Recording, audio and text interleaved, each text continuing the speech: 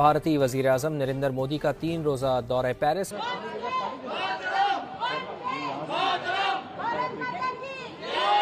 तो उनका grand welcome और रेड कारपेट रिसेप्शन जो है वो फ्रांस में हो रहा है, पेरिस में। प्रधानमंत्री नरेंद्र मोदी पेरिस पहुंच गए हैं। प्रधानमंत्री नरेंद्र मोदी का पेरिस एयरपोर्ट पर भव्य स्वागत किया गया है। प्रधानमंत्री नरेंद्र मोदी के सम्मान में पेरिस एयरपोर्ट पर गार्ड ऑफ ऑनर उन्हें दिया गया। देखिए, ये जो हमने बात की थी कि मोदी साहब की जो थर्ड टर्म है, ये उन्होंने इसमें बल्ले बल्ले कर देनी। अब भारत के प्राइम मिनिस्टर जो है वो फ्रांस गए हैं और सुना पाकिस्तान की एयर स्पेस से गुजरे हैं। पाकिस्तानी इसी से बड़े खुश हो रहे हैं। ताड़ साहब, ये खुशी की बात है, यहाँ के एवं ही खुशी मनाई जा रही है। और दूसरा, ताड़ साहब ये बताएं कि एआई समिट में हमारे वज़ीर आज़म को तो नहीं बुलाया जाता। और जो इंडिया की स्ट्रेटेजिक पार्टनरशिप, जो उनकी जो फ्री मेन चीज़ उनकी फ्री फॉरेन पॉलिसी है, ठीक हो जो गया। पाकिस्तान में नहीं है। अच्छा, कि आप खुद कितने खैर सगाली के मैसेज भेजते हैं कि वहां से खैर सगाली का मैसेज आए। इंटेलिजेंस एंड सिक्योरिटी कोऑपरेशन के ऊपर वो पाकिस्तान का नाम लेते हैं। उसी के साथ ये भी है कि वहां पर इंडियन कॉन्सुलेट भी इनॉग्रेट करनी है। तो दोस्तों, जैसा कि आप सभी ने इंट्रो में देखा कि भाई नरेंद्र मोदी जी पहुंच गए हैं पेरिस। करीब 3 दिन के दौरे पर वो पेरिस गए हैं और कल खबरें आ रही थी कि पहले वो फ्रांस में थे, अब पेरिस में हैं। अब बात आ रही है, खबर ये आ रही है, सबसे बड़ी खबर ये आ रही है कि भाई उनका वहां पर बहुत ही भव्य और शानदार स्वागत किया गया है। और जितने भी भारतीय लोग थे उन्होंने वहां वंदे मातरम के नारे लगाए हैं, मोदी मोदी जी के नारे लगाए हैं और बहुत ही अच्छा रेड कारपेट पे ग्रैंड वेलकम किया गया है पेरिस के अंदर नरेंद्र मोदी जी का।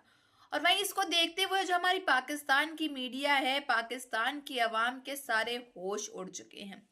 पाकिस्तान में देखा जाए और कहा जाए तो एकदम मातम छा गया है इस चीज को देखते हुए।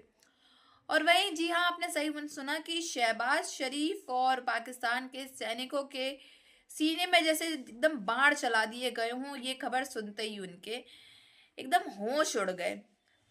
तो इसमें देर ना करते हुए पहले पूरी वीडियो देखते हैं, फिर मिलते हैं वीडियो के एंड में। मोदी साहब ने इंडिया बिल्कुल कंक्रीट लाइंस पे काम कर रहा है, जिन लाइंस पे हमने काम नहीं किया हुआ।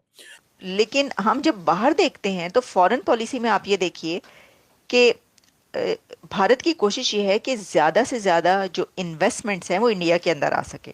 एक बड़ी इम्पोर्टेंट ये मीटिंग्स हैं, जो मीटिंग हो रही है मोदी जी और इनकी, बिल्कुल कंक्रीट लाइंस पे काम कर रहा है, जिन लाइंस पे हमने काम नहीं किया हुआ। आपको पता है मैक्रोन एंड मोदी की there is a personal chemistry. ठीक है जी, ठीक है जी, ये चीजें हैं। ठीक है, मुझे ऐसे याद है कि आप अगर देखें कि नरेंद्र मोदी ने तमाम वेस्टर्न लीडर्स के साथ एक लिंक बनाया।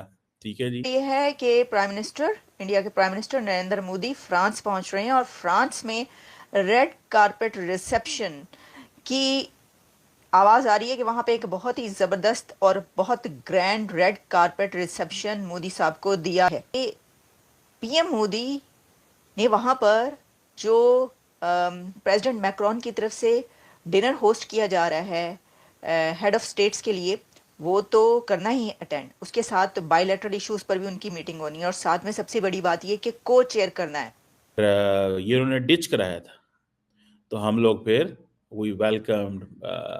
और जब उनको याद है कि रोड शो हुआ था, उन्होंने रोड शो किया था और उस रोड शो के अंदर ये सारी चीज़ें, जयपुर के अंदर आई थिंक रोड शो किया था।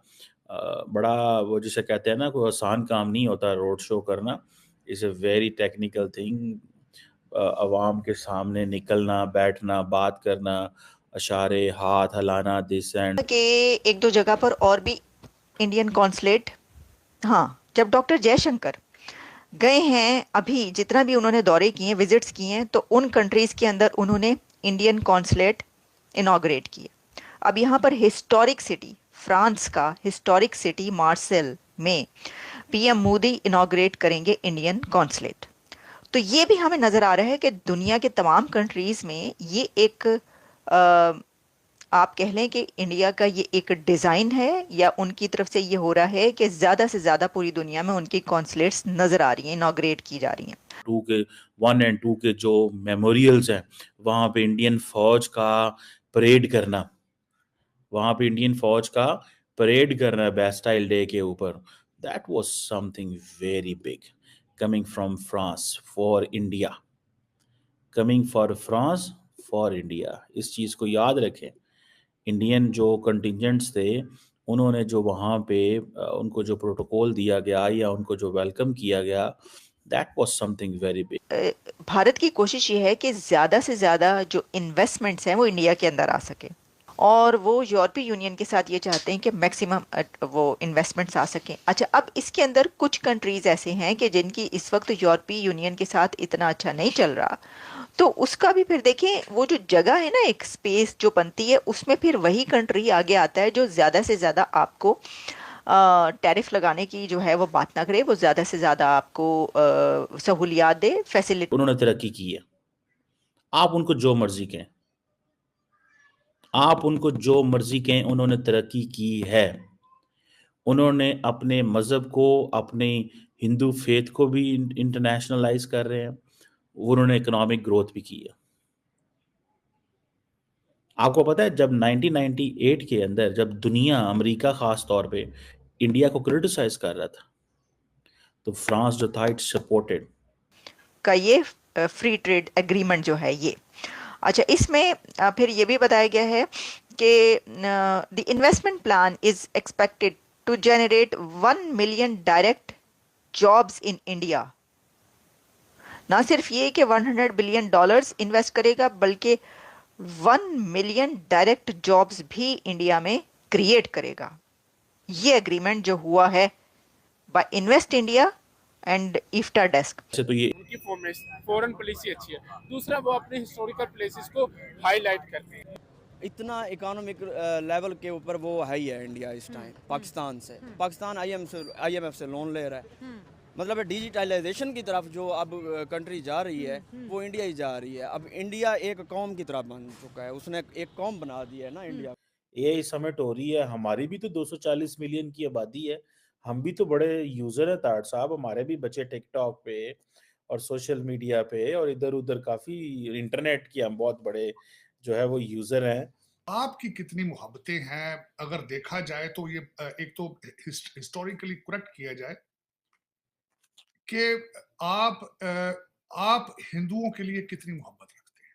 महाकुंभ का मेला, ये एक मैं थोड़ी सी हिस्टोरिकल पर्सपेक्टिव से बता दूं अगर आपको, तो ये हर 12 साल के बाद होता है, जहां पर तकरीबन 2025 में ये हुआ। भारत के प्राइम मिनिस्टर जो हैं वो फ्रांस गए हैं और सुना पाकिस्तान की एयर स्पेस से गुजरे हैं, पाकिस्तानी इसी से बड़े खुश हो रहे हैं। तार साहब ये खुशी की बात है, यहाँ के एवं ही खुशी मनाई जा रही है। और दूसरा तार साहब ये बताएं कि एआई समिट में हमारे वजीर आजम को तो नहीं बुलाया जाता।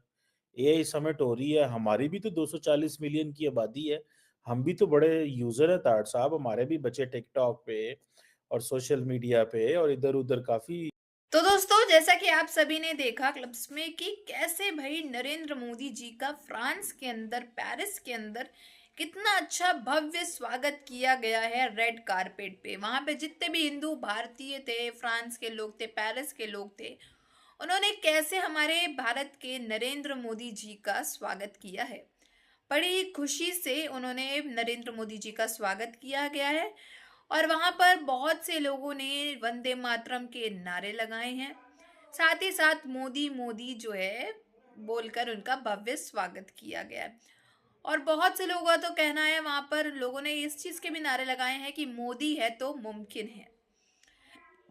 तो ये भारत के लिए बहुत ही अच्छी खबर है कि भाई हमारे भारत के प्रधानमंत्री नरेंद्र मोदी जी का फ्रांस के अंदर जो है इतना अच्छा भव्य स्वागत किया गया है।